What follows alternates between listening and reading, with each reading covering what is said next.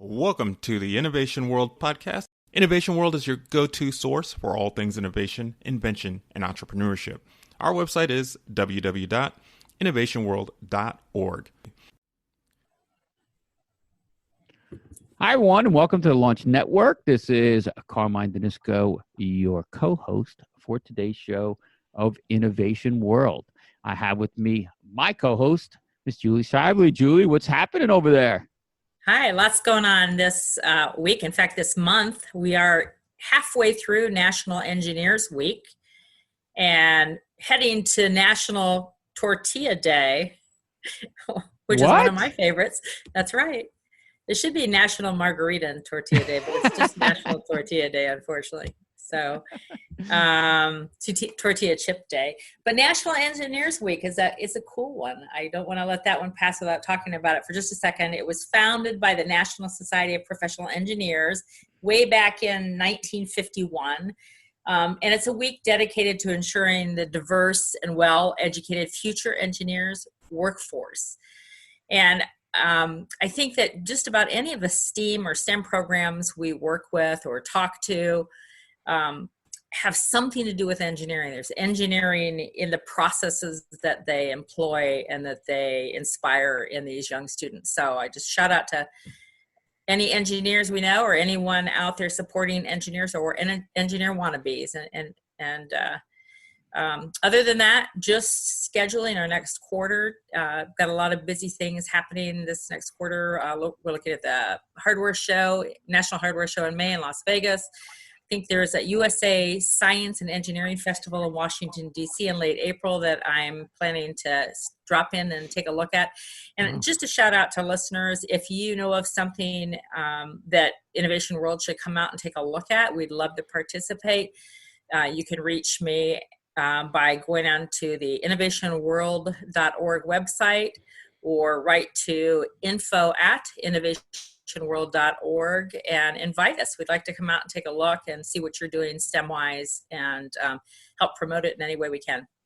Yeah. And I think that today's guest is going to be one of those folks that could easily move into that engineer realm. Her name is Miss Jianna Nichols. And Jianna is currently in 9th grade in the Tip City School District. And she has been an inventor now for how many years, Jianna? I think I've been in the Invention Convention program for about 5 years now. 5 years. So you are the definition of a serial inventor, somebody that just can't stop. And for those of you watching on Facebook, behind me is a picture of Jianna at her first invention convention. I think she said it was back in 5th grade. So wow. Look, she's still just as cute as she always was. And just as smart, if not smarter. So Jianna, so tell us a little bit about what you've done in the way of inventing from 5th grade and on. What types of inventions have you brought to the world? Well, what I first started out with was a magic hairband. So it was a hairband that wouldn't get stuck in your hair or cause tension headaches in your hair. Because I used to have really long hair and I obviously cut it now, but it was something that I wanted to help more towards myself rather than a bigger world picture. And then as I got older, I decided to invent a device that will detect red dye 40. So it was more of a broader picture for my invention to help other people who have allergy like I do. It was still a problem that I could relate to also. And I've just been improving those inventions. And eventually I created a board game that both the blind and people with sight can use so that way they can connect together. So with all my inventions, I really like working with people and seeing how I can help them. So it sounds like you have a lot of empathy. And that's where your inventions are derived. Some of it is personal, but then when you're extending it out to other people and considering those people when you're making your improvements, you're bringing empathy into the picture. And I think that's one of the things that you'll find across so many good inventors is their ability to empathize with others and then build something to help resolve issues for them. Right. I think that that's really nice, actually, that we see so many problems in the world, and that sometimes it's hard to realize them and figure out a different invention, which is what I find cool about inventing. So how did you start on this path of inventing? Well, I first started, I think my mom says that I've been inventing ever since I was little, but I never paid much attention to it until I eventually got involved with the Invention Convention program because they came to my school, and I decided to get involved with that and start putting my inventions towards something that would be more useful in the bigger picture. And so when you're talking about the Invention Convention program, are you referring to the Ohio Invention League? Yeah, I'm referring more to the Ohio Invention League, yeah. Okay. And I think they can be reached at inventionleague.org is their website if anyone's interested in reaching out to the Ohio Invention League. So before you started, if you can remember all the way back to maybe third or fourth grade, did you feel like you were a scientist, or did you feel like you had the skills of a scientist or an inventor? Well, I never really thought about it too much. When I was that age, I thought more of it was an artistic kind of thing, but I never realized that there was science and math that's involved with it that can also be used and combined. So all aspects of your life can be combined into it. So what are your favorite subjects? My favorite subjects right now would probably be social studies and science, because I really love looking into our history and what mistakes we made and how we strive to fix it, which is a big process in inventing, and science because I just love seeing how things work. Very cool. Hey, John, let me just jump in real quick. And it's awesome that you've been inventing for this long. We have a lot of inventors that are like you, kind of like you, serial inventors. I speak at a lot of clubs and events. And most inventors just love inventing. If they can sell their product and make money, that's just a great, after effect. What do you see as, and I don't want to use the word problem, what do you see as one of the biggest hurdles of inventing a product? Probably one of the biggest, I guess you could say, issues in inventing a product is seeing how it would actually work in real life, because you can have the idea in your head and actually creating it and then applying it in the real world sometimes becomes an issue, because sometimes just a prototype won't last when you're using it with other people, and finding out the social aspect of how it will pertain to different social groups and how different people will be able to use it. Ah, yeah. Is it that's a good way to look at that. Is it better for, say, an inventor who's listening to pick like a certain group or a small group to start off with, or you just kind of talk to everybody first? Well, I think I find it helpful to start small, and then once you realize what the problem is or how you can help that small group, then you can broaden it out to other people. So one invention that you make can pertain to a small group, but then eventually you can just alter it a little bit and then everyone can use it. Yeah, very cool. I would agree with that. I always have these crazy ideas. I'm an inventor, and I don't even like to tell everyone anyway. So it's always good to grab a few people who might agree with you a little bit, right? Same with you, right, Julie? You have a lot of ideas that you like to throw out there. I do. And sometimes people look at you really strangely. And then sometimes those inventions, you find them later and they've done so well and you're like, nobody would listen to me. Wow. Why didn't they listen to me back then? But then there are a couple that I had that I'm kind of glad I didn't mention them outside my family, because as they turned out, they might not have been so good. So Jianna, as you were going through the process when you were very young, I'm just curious, there's a difference between then and now. What might you have thought was the most difficult part of the invention process when you were first starting out versus what you think it is now? And maybe it's the same. I'm just curious from your perspective. Right. When I was first starting out, I never really liked math that much or writing anything down. I just had all these ideas and I liked to draw, but I never write stuff down. So making a logbook and writing down everything that I had and my different ideas sometimes became a problem. And I found that the hardest part of finding data and different things to collect about my project But as the years went on, I think I found it more fun, so it's not as hard now. But it's still probably one of the hardest parts of inventing. Okay. And do you see the need in that documentation now? Yeah, at first I thought it was kind of pointless, but I see how it can, if you're trying to patent something, how it can help you prove how you created an invention, or sometimes it helps in the future if you want to further the invention. Then you can look back at the data that you collected about it and different things that you've tested in order to improve it. I find I hear a lot, especially in the younger students, is they have a really hard time finding a problem. Doesn't sound like you had a lot of trouble finding problems. I never really did, because I guess I saw a lot of problems, not to be negative or anything, but it just saw different ways to improve it. But I know that it's something that you can struggle with, is finding different problems, because the world that we live in now seems a lot better than what it used to be. So it's kind of hard to see that. I don't know, Julie. Problems keep following me. I mean... Well, Carmine, as long as they're following you, they're not following me. Maybe. So what else, what do you do? What does an inventor do in her spare time when she's not at school and not inventing? What else do you do?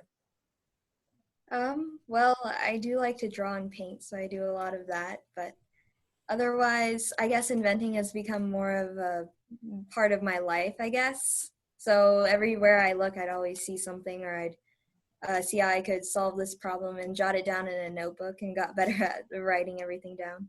That's really, really interesting. So it's changed your perspective of your day, even in your daily life. It's kind of awakening you to look at things from a different perspective now.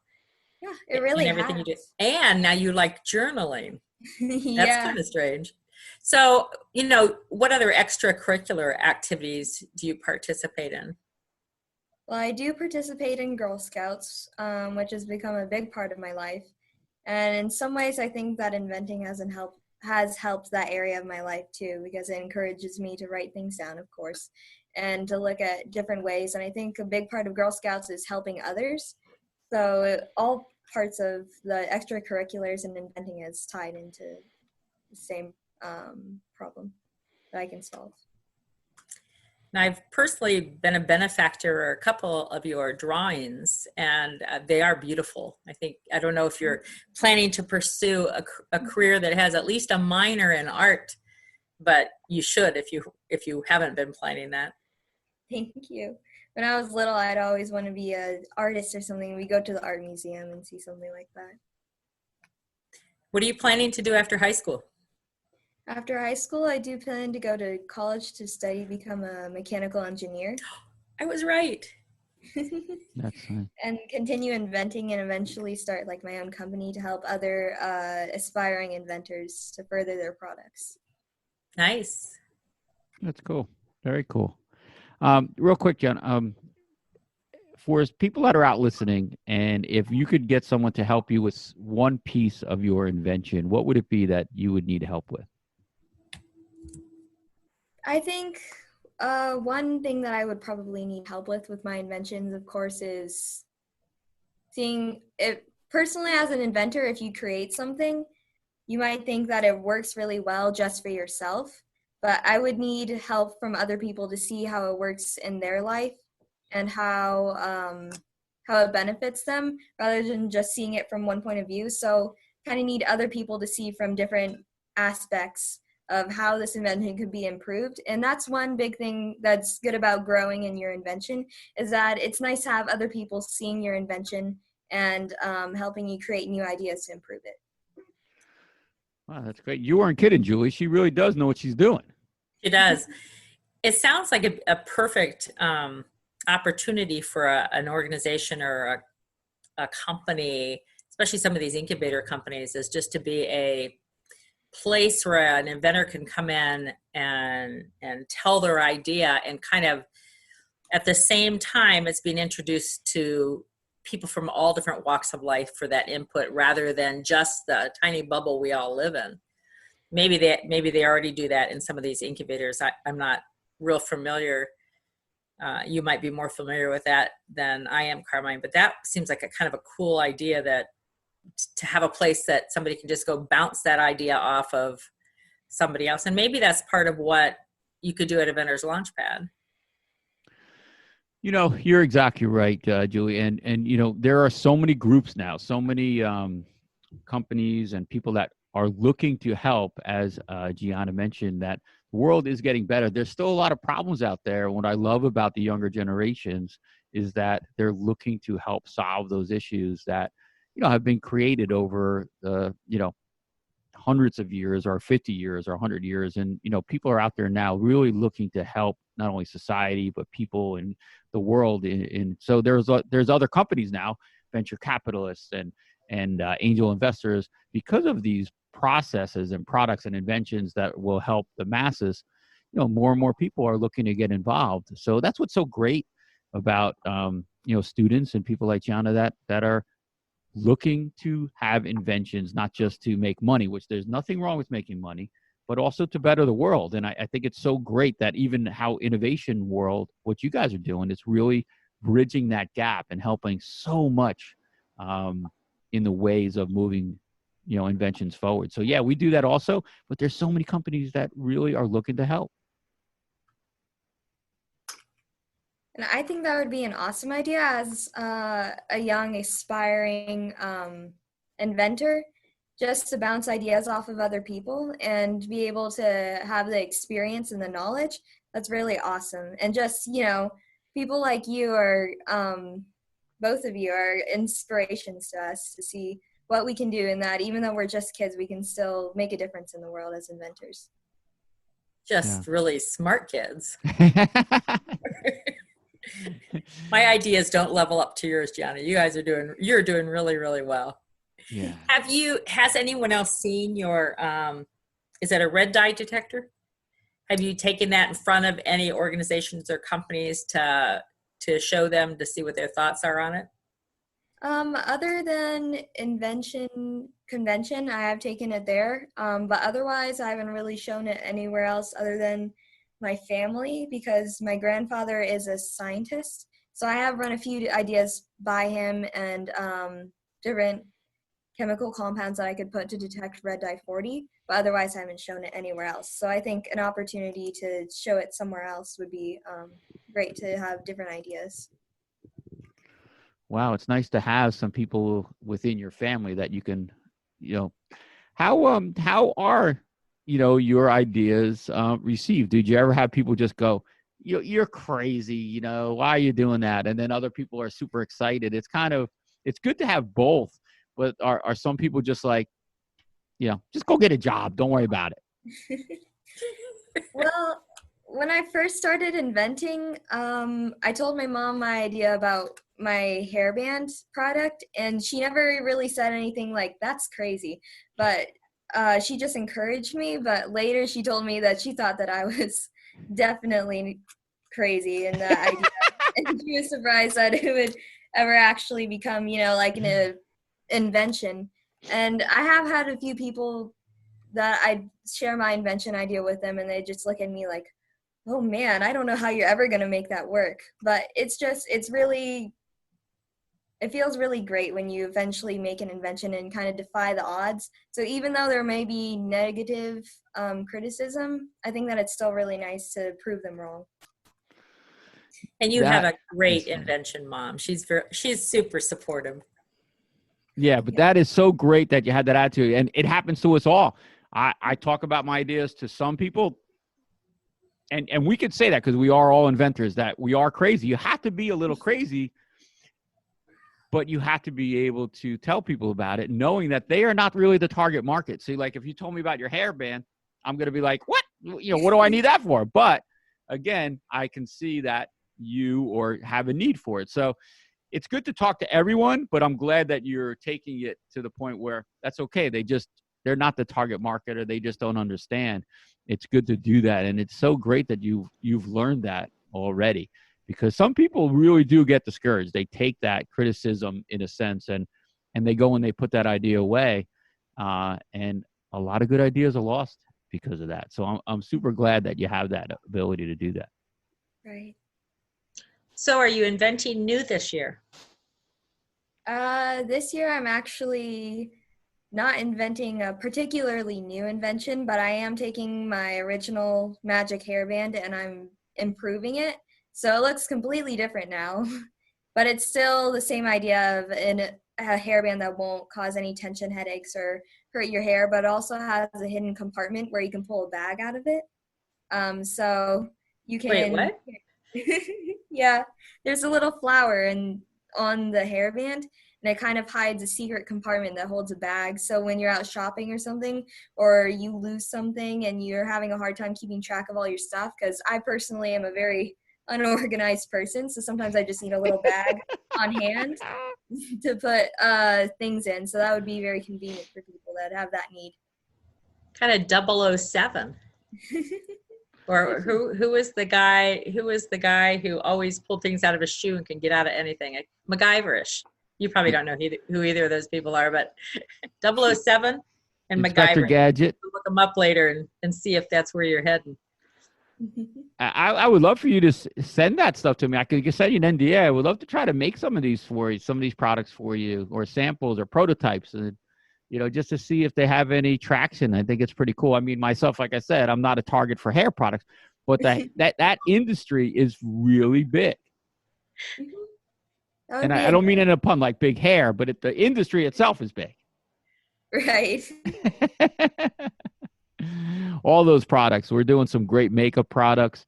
A lot of young inventors are starting to really come out, and parents are starting to really support them. I'm not saying the parents weren't supportive, but the parents are seeing that these products can be made. It doesn't matter the age group anymore, right, Julie? Like the age gap has really changed. Looked at early in when these invention programs were first coming out, maybe for the first 10 years, it was looked at much more as a novelty. And now it's not. It's serious, because I think the kids have a distinct advantage over the adults when it comes to this, because they don't have all those barriers built up yet telling them, no, you can't do this. No, you can't do that. That's impossible to do. They look at everything as a possibility, and therefore come up with stuff that's a lot more creative than sometimes adults can. So I do agree. I think that parents are getting behind this much more than they had in the past, as well as educators are, and businesses like your business. Yeah. It's as the world progresses, to me, it makes it easier for a company like me to bring in a product that, years before would have been looked at like, it's just way out there. And it's a lot easier to bring new products to market. It's very easy for us to prototype. It's very easy for us to do a short run or make a product and do some actual testing than it used to be. So it is a time where if you have an idea, if you have a product, let's do it. Let's see if it's really got some legs. I mean, and who knows? Like Jianna, I joke all the time that if the gentleman that invented the Chia Pet brought it into my office, I would have been like, "You are crazy," But again, you're not talking to the target market, and that's why you aren't discouraged. We only need to sell to a small percentage of the market to be successful. So I think it's awesome. And I think a lot of people, when they think about inventing, they get really intimidated because they think of the big inventors and everything that they've made. But it doesn't always have to be something big and, life-changing. It can be a small issue, but still have an impact. Yeah. I also think that when people are inventing, and I'm certainly guilty of this, I think about, how to get it all the way to market. And it's just such an overwhelming thought. I'm not a manufacturer. I'm not a designer. I'm not a marketer for sure, but that's why there are organizations out there like Inventors Launchpad, because you can actually, bring your idea. It could be as simple as an idea or somewhere in between that idea and a prototype, or you've gotten your first prototype and now you need to make it better. I mean, you can really show up at any stage if you're working with an organization that has all of those types of contacts like your organization does, Carmine. So it doesn't have to be an overwhelming process. And also, I mean, that's the type of organization that's going to help you understand if it's really not an invention, or if it's really not, you may think it's the best idea in the world, but only 3 people can use it. then that's probably not something you're going to take to market. And your type of organization will be honest with somebody and not having to spend a ton of money working on it. So, yeah, it's all about resources and going after the market. Even if your product doesn't make it, it's just such a great learning process for that next idea that you have, and as you learn, the trick is, and Johnny, if you learn this, is that you can't do it by yourself. You have to bring other people in to help you. Nothing great was ever done alone. So yeah, I mean, take your time, do as much as you can, and then just bring the right people in that will help you. It's, it's such a fun thing to see, as you said, your project, your idea come to fruition. And it doesn't really have to hit the market and it can sell on retail, but it's just so fun to have that product and let people see that it's doing what it was set out to do. Right. So Jianna, I didn't ask you or give you the opportunity to mention you've won some awards for your inventions. Yeah. I've been inventing for about 5 years, and not every time is when I've won an award, but it kind of inspired me to keep moving forwards. And eventually I won with my Red Dye 40 device, the best display board, and second place, I think, in my age group. Which was really, it felt satisfying, like a nice victory and encouragement to still keep inventing also. Even if I hadn't won that award, I think I would still keep inventing with the... Was that a state competition or a national competition? That's a national competition. Nice. Very good. Thank you. That is awesome. Very cool. Very good. All right, Julie, that's awesome. I know that we're fighting. I heard the bell's going to ring on her and we'll be talking, but what I was going to say, Julie, what do you have going on for people that I know you talked a little bit about what you're doing, any contests or anything coming up? Yeah, we do. We actually have our Ready, Set, Innovate contest that's still open. It'll be open until March 31st. And you're welcome to, in fact, Jianna, you should enter one of yours or both of your inventions in that competition as well. It's an online global competition, so anybody that's a K-12 inventor is welcome to participate.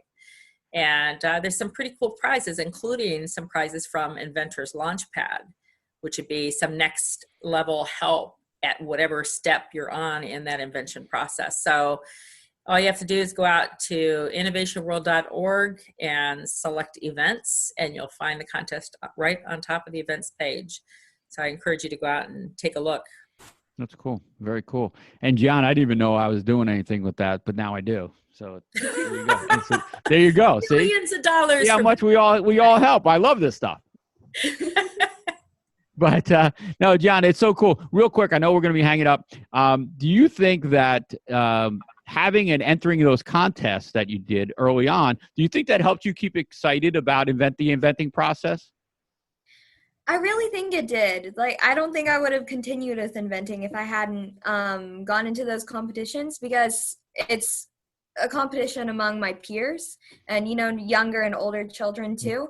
So it's really nice to see everyone out there and their different ideas, and it kind of inspires you to keep going, and they can help you develop your ideas too. And I know I've learned from a lot of people when I've gone to those competitions.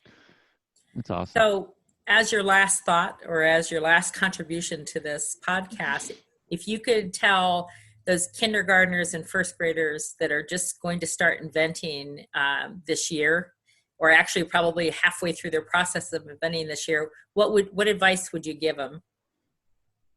I know that people say this a lot, but of course, don't give up on your idea. It may seem really silly at first, and you may not completely believe in it, or other people may not completely believe in it, but I know there's always got to be at least someone that will support your idea, and you just need to keep working at the idea and, talk to other people and make connections and different things like that. Wow. Great advice. Wise beyond her years there, Julie. It's crazy, right? Well, thank you so much for giving up some of your free time at school today. I appreciate it. And any of our listeners out there, take this advice and look into joining some competitions, moving forward with your idea. I think it's just awesome what you're doing. And I look forward to seeing you at some of the contests. course. Thank you so much for having me on here. Thank you. Thanks. And Julie, again, innovationworld.org, right? Yep. Very cool. Thank you, Julie. And we'll catch you guys all next time. If possible, please go on out to innovationworld.org, check out, see what's happening over there, and also go on out to Google Play or iTunes, wherever you consume your podcast content. Leave us a rating or a review. We could certainly use the help. For myself, Carmen Danisco, Ms. Julie Shively, we thank you for listening to Innovation World today, and we'll catch you next time. You all take care. Thank you for joining us today for the Innovation World podcast on the Launch Network. Innovation World is your go-to source for all things innovation, invention, and entrepreneurship. Our website is www.innovationworld.org.